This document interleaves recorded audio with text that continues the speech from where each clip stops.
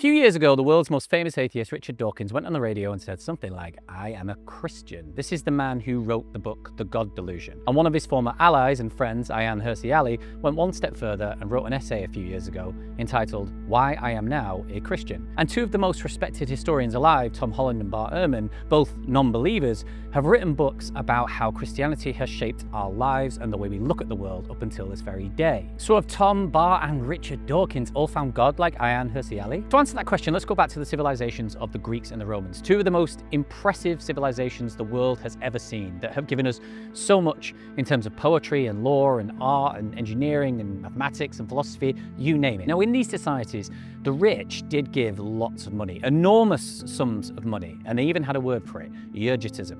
But this money was to be spent on projects that brought glory and laudable status to their name. That was the entire point of spending this money. And even the philosophers of this age, like Seneca, would have argued against giving money away to, say, the poor and the destitute, just for the sake of helping people. It was all about building reputation and power. Because in these ancient structures, power was the currency. It was just assumed that the powerful should rule over the weak, the rich over the poor. There was no argument against slavery, no argument against war, no argument against servitude in these civilizations. Now, to understand why these societies and civilizations felt this way, we could go further back into their history.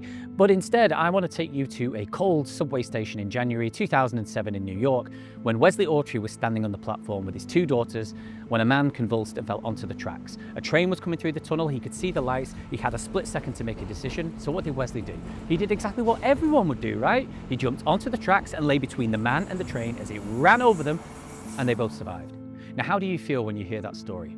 I imagine you feel, wow, what a good thing to do. In fact, that's probably the most amazing thing a person could do for another person. Now, the Greeks and the Romans would not have thought what Wesley did was good or heroic. They would have thought it was stupid, if not insane. To risk your life for a stranger, it just doesn't make any sense to them. But you think it's good, you think it's altruistic, you think it's heroic. Because around 2,000 years ago, a man was born somewhere near Galilee, a carpenter by trade. You might know who I'm talking about. Yeah, I'm talking about Jesus. And he grew up in the Jewish tradition and was raised amongst the scripture like Leviticus, Isaiah, and Amos, who did rage against the powerful and the rich, lording it over the poor and taking advantage of them, and had words like, love thy neighbor. But the caveat with this type of scripture was it was very much pitched at the Jewish tribe of people who had been so persecuted throughout history. But when Jesus is pressed during his ministry, who is that neighbor that we should care for? He doesn't say, well, of course, it's our Jewish brothers and sisters. And he also doesn't say directly that it's everyone. He tells the story of a man who's been beaten and left in a ditch, and a holy man walks past and just ignores him. A man from his own tribe and village walks past and he ignores him. But then a man from a tribe who he is supposed to hate walks by, helps him out of the ditch, looks after him, and pays for his care. And notice Jesus never states a rule. He never spells anything out in black and white. It's very clear from the story that we should love thy neighbor and love the stranger. And the story being really compelling doesn't mean anything. There are lots of wonderful stories that have been told that haven't changed the world.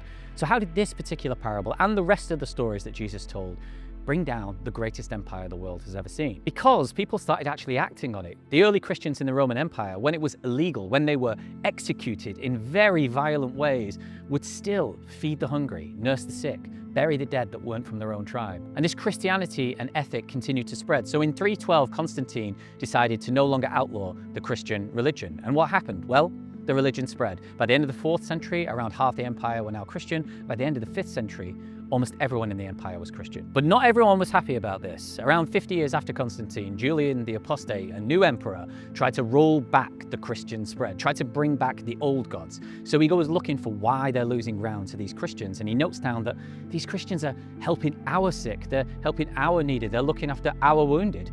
And he wrote down, we've got to do something about this, or else we're going to lose to these Christians. This was someone who was trying to wrestle back control through power against the weak and the merciful. And did Julian get his way? No, he was dead 2 years later, and the old gods went with him. And because of Julian's failure, the Christian religion continued to spread. And indeed, we see examples like Basil of Caesarea, who was a very wealthy man from the period, and upon reading the Gospels, had one clear understanding of it.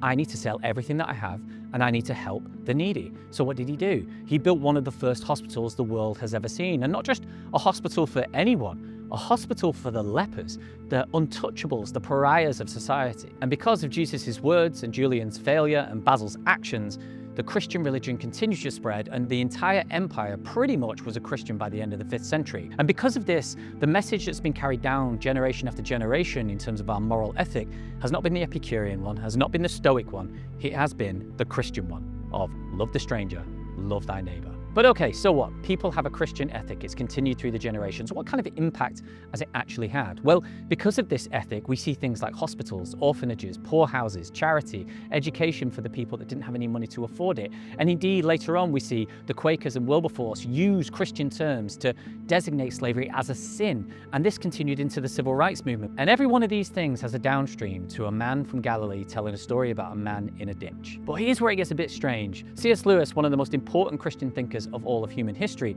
makes the point that every single human being understands when things are right and wrong, that when we see suffering or cruelty, we just know that that is bad. And the fact that it's written on every human heart, this universal morality, speaks to something bigger, divine, transcendental that exists outside of us. However, that's a paradox with the story of Jesus and the fact that our ethics and morals can be tied back to a specific point in time and a specific person. So what is it? Is it a universal morality that we share despite Jesus, or is Jesus the reason for our ethics and morals today? But no matter the truth, the 4 people I mentioned at the top of the video are circling around this entire point. Tom Holland, through the process of writing Dominion, a book about the history of Christianity and its impact on our lives, once a non-believer, now says that he is proudly a Christian in terms of at least his morals and ethics. Bart Ehrman, one of the most respected New Testament historians and an atheist, says that Jesus' teachings should really dominate our lives. Ayaan Hirsi Ali, who is one of the most prominent new atheists, has converted to Christianity because it offers her a moral and existential grounding. And even Richard Dawkins, as I've mentioned, calls himself a cultural Christian. But let's go back to that platform with Wesley Autrey, who jumped in front of a moving train after letting go of his daughter's hands to save the man he didn't know. And you thought that was good. You thought that was heroic. Now, if you're interested in more content like this, exploring religion, metaphysics, science, philosophy in a hopeful yet sometimes skeptical way, then join me for more videos on this channel. In this video, I talk about how the greatest ever scientist actually hid what he thought about God for over 200 years. So go check that out. Join me on the next one, subscribe, like this video, and I'll see you again soon.